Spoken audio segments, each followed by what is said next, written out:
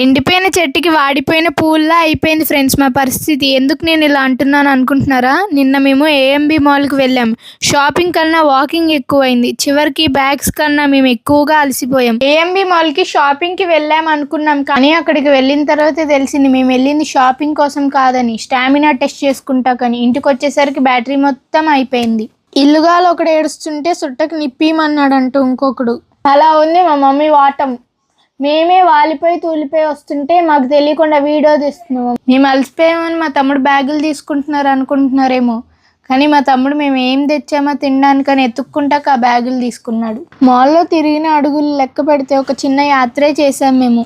Shopping ఆనందం ఒకవైపు, కాళ్ళ నొప్పి మరోవైపు. ఇప్పుడు ఎవరైనా షాపింగ్కి మళ్ళీ వస్తావా అంటే రేపు చెప్తా అంట. ఏఎంబి మాల్కి వెళ్ళింది షాపింగ్ కోసం. తిరిగి వచ్చేసరికి కాళ్ళు మాత్రం మమ్మల్ని క్షమించండి అన్నాయి. మా మమ్మీకి సీసీటీవీ జాబ్ ఇస్తే బాగుంటుంది. నాకు తెలియకుండానే మొత్తం వీడియో తీసేసింది. షాపింగ్ ఎంత చేసామో తెలియదు, కానీ స్టెప్స్ మాత్రం 10 రోజుల కోటా పూర్తి చేశాం.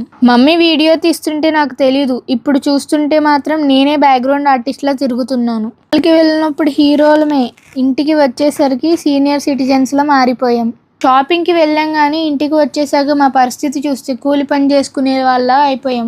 మాల్లో తిరిగినంతసేపు బాగానే ఉన్నాం. ఇంటికి వచ్చేసాకే అసలు సినిమాగా మొదలైంది. ఒక్కరోజు షాపింగ్కి ఇంత అలసటగా ఉంటే షాపింగ్ మాల్లో జాబ్ చేసే వాళ్ళు ఇంకెలా ఉంటారో. వెళ్ళేటప్పుడు ఇంకా తిరుగుదాం అనుకున్నాం, వచ్చేటప్పుడు ఇంకెప్పుడు వెళ్ళొద్దురా బాబు. మీలో ఎవరైనా షాపింగ్కి వెళ్ళినప్పుడు ఇలా అనిపించిందా? అనిపిస్తే కామెంట్ చేయండి. వీడియో నచ్చితే లైక్ చేయండి.